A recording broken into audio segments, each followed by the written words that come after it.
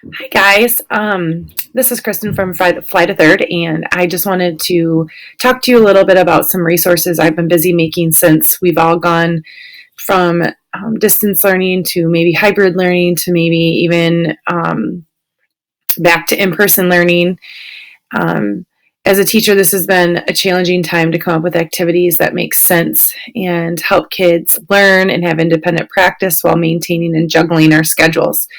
So I wanted to show you as a writing teacher what I've been doing. I have similar resources in other products too, but I wanted to just show you how I'm making it work a little bit. So um, in the area of writing, we write a narrative every year. And so I created 3 products that are bundled together to help you meet the needs of all types of learning.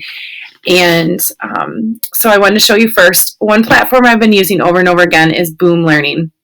And Boom Learning is just a set of task cards that you can create to develop skills for students, either through guided practice as a teacher, or you could also have kids try them independently to see where they're at. So one of the, you can see a bunch of these cards here, but one of the ones I wanted to highlight today was determining a big versus small moment. One of the actions that you can use very easily that could go on to Seesaw or Google Classroom is a fast pin. Otherwise, you can just assign it to your group if you get a membership with Boom Cards and you sign up a class.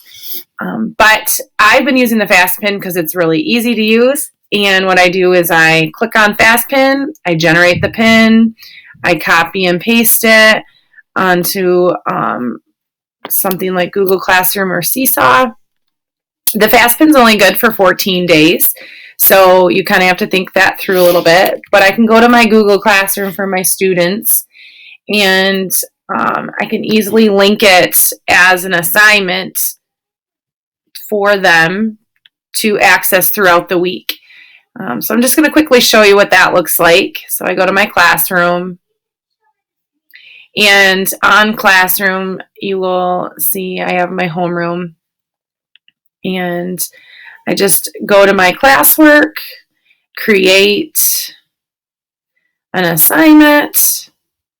I can title it Writing Big versus Small Moment. I add in a link. I click here, and it updates that right here for students, and then I can assign it out to them. When I assign it out, I go back to my assignments. It's in here. I end up organizing my assignments by subject and then go here. If you've got kids being quarantined as well, this is a great way to have practice time for them. But when I do, I want to show you what these cards specifically look like. They'll go into Boom Learning, they get a fast pin, so it automatically generates it to the site, and then they get to try out big versus small moments. So on this card in particular, there's a bunch of big moments, and they have to identify, there's a bunch of moments. They have to identify which one is the big moment. This guy over here gives them the tip about how a small moment should be no longer than about 10 minutes in their lives. Kids really have a hard time determining this when you talk personal narrative. So falling off the swing is obviously a small moment. That's quick, happened within less than 10 minutes. Going down the slide would be the same, climbing a tree. But going to the park would be something that could last a while. Then they have to think the opposite direction. Which one's the small moment? Well, reeling in a big fish, using a fish finder, riding a boat, going fishing. All 3 of these could last longer than 10 minutes. So reeling in a big fish probably wouldn't. They submit. It self-corrects for them. Then they get something like this where they read about a character like Jasmine who wants to write about getting ready for school for her personal narrative. Well, is getting ready for school a big moment or a small moment? It's a big moment. Now, if we can get it wrong, you can also click and it'll get it wrong, and you'll see what happens here. So Richard wants to write about helping his grandma in the garden last Sunday. Well, that's a big moment. But I'm going to say small, and it's going to tell me I'm wrong. And until I pick big, it won't move on to the next slide. So all these cards, there's 20 cards in each, and it's just a great way to practice. I really love Boom cards. So this is awesome for remote, for hybrid, for quarantines, even in class practice. If you're in person, it's still useful. Moving on from that, I wanted to show you that there's also a PowerPoint that comes with each of these packs. So your students can get a PowerPoint presentation as you teach about what a small moment is. It zooms in to one moment. It's a true story, has lots of details, has a beginning, middle, and end. And then I call a small moment a seed moment, going sledding.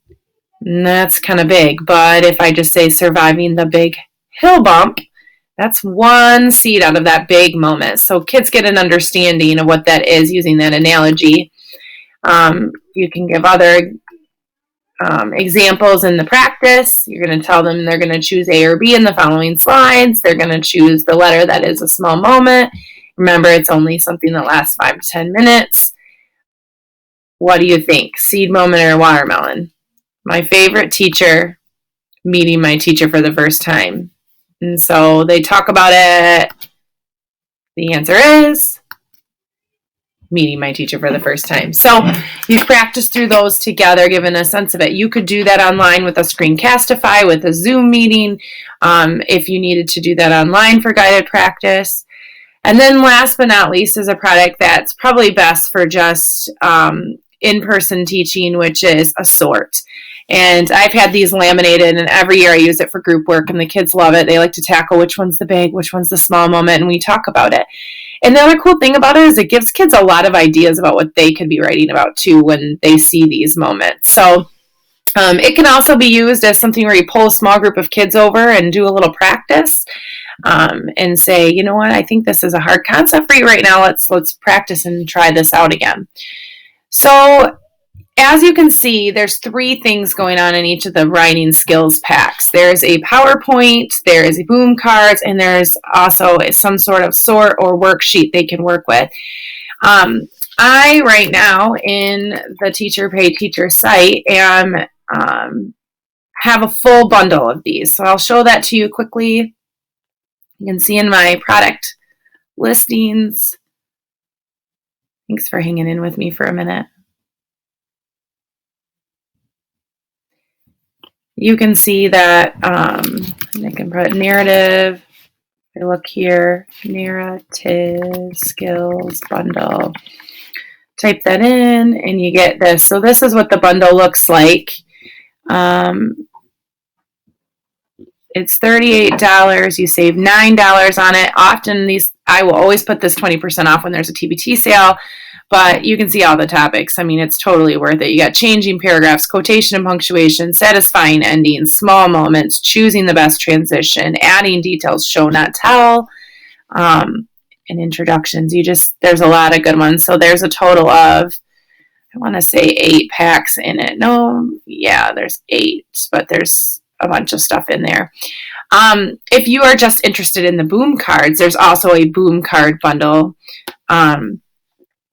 right here where you can just get the Boom cards itself without the PowerPoints and stuff too for remote learning. So I hope this serves and helps you well. I hope you can see how it's meaningful instruction but could be used in any setting that you're faced with right now. So